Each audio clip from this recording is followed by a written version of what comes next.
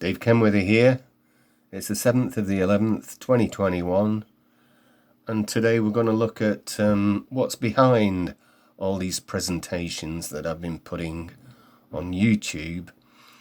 And we have to go to the BBC archives, and we look at the Chronicle programme, an archaeological programme, and it covered the work of Professor Thom. It's called Cracking the Stone Age Code. And we're going to look at it, and we're going to find out exactly what Thom did that caused so much controversy at the time. Professor Alexander Thom puts forward his theory that Stonehenge and other megalithic sites were used to record time and predict solar and lunar eclipses. Magnus Magnusson looks at Thom's evidence and hears what different archaeologists think of the suggestion that Stone Age Britons could make such elaborate calculations if Thom's theory is correct. Previous archaeological certainties about the knowledge and ability of people in the Stone Age would be overturned. Alexander Thom's book, Megalithic Sites in Britain, published in 1967, caused huge controversy within academic archaeology. Thom's premise that Stone Age culture used complex mathematics and applied this to constructing monuments undermined the progressional idea of culture as continually advancing from savagery to civilization. Glyn Daniel commissioned the eminent astronomer Sir Fred Hoyle to consider Thom's evidence for Archaeology magazine. Hoyle found that Thom's theories were essentially accurate. So what's gone wrong? Why don't we know anything about Thom's work anymore? And why are our archaeologists still telling us the same things about the Stone Age culture? And we all believe that we're a much superior culture now than they were in their time. And yet Thom was telling us the opposite. And Hoyle found that Thom's theories were essentially accurate. Now let's look at the presentation. And we're coming in part way through. The significant thing is not so much that no material evidence was found on this occasion to corroborate the theory, but that for the first time a professional archaeologist has given time and attention to looking for it. Ewan Mackay. I think the evidence that Professor Thom has given us makes it overwhelmingly probable that astronomy could have been practiced. And it seems to me that it's up to us as archaeologists to make an all-out effort to investigate at as many sites as we can whether in fact Neolithic man did do the things that Professor Thom has shown could be done. So why didn't they do it? Solar observatories isn't too hard to accept, perhaps. But at a site called Temple Wood in Argyll, Thom takes things much further. At Temple Wood there's a small stone circle. But it's not the circle that interests him. It's a group of 5 standing stones a couple of 100 yards away across the fields.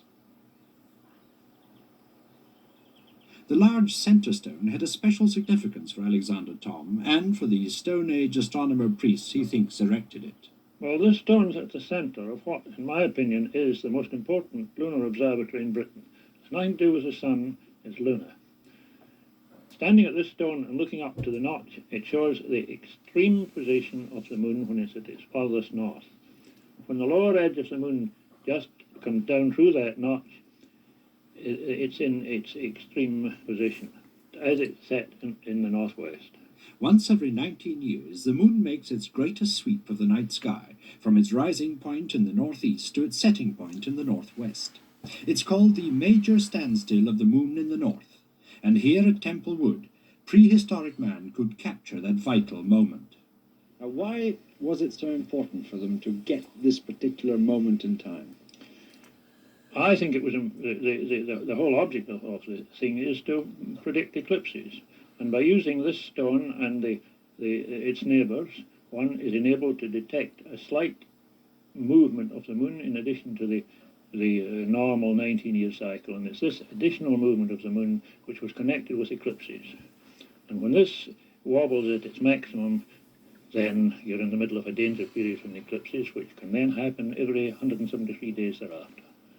So once you've got this day, you said, right, 173 days' time, there's going to be an eclipse. And this might have been the secret of the power of the astronomer priests, the power of knowledge.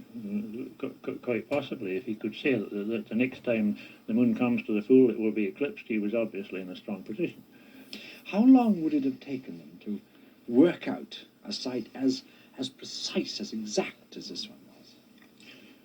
Well, I think possibly something of the order of 50 to 100 years, because they could only get the observations made here along this line every 19 years, and if they missed it, they had to wait. Now this stone clearly is given importance. It's got stones all round it.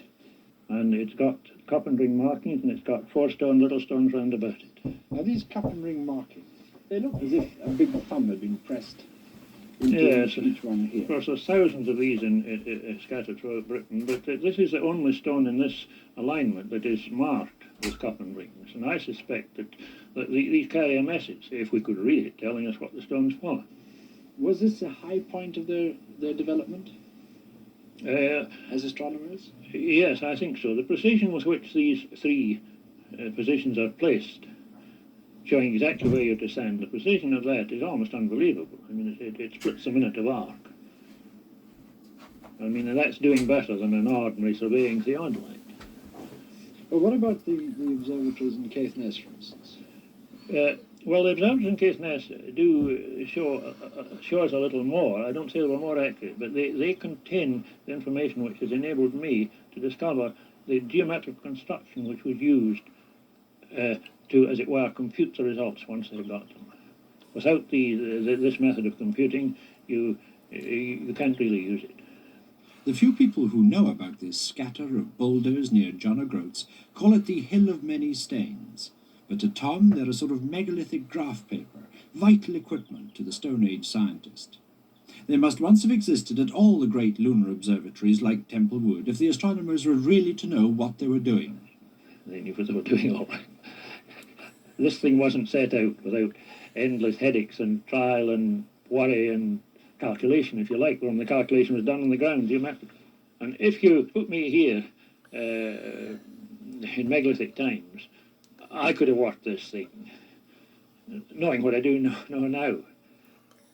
One site in Scotland, on the island of Lewis, embodies all the elemental mysteries of the megalithic sites. Callanish, the Stonehenge of the north.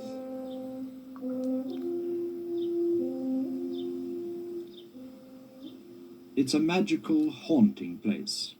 It's to Callanish that Professor Thom comes back again and again to refresh his sense of intimate connection with his prehistoric fellow scientists. For Callanish, so exactly aligned on a north-south axis, embodies so many features of megalithic astronomy, circle and alignment, solar observatory and lunar observatory combined. And it was Callanish that inspired him many years ago to try to crack the Stone Age code. So there we have it, why Thom did what he did. Because he went to Callanish when he was sailing and he spotted the Solar Lunar Observatory and studied it and began to understand exactly what the megalithic culture were doing with their stone circles. He transferred his knowledge that he gleaned over very many years to the Aubrey Circle at Stonehenge. And that's where we can continue with Thom's findings. And in the next presentation of Historical Metrology number 3, we'll look at the Aubrey Circle and the complex mathematics that's in it based on the findings of Professor Alexander Thom. Thank you.